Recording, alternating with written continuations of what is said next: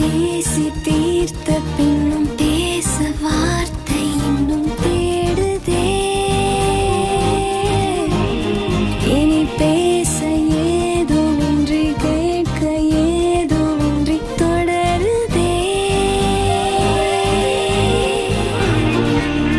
கண் முன்னே தேவதை உயிரெங்கும் பெரும் வதை.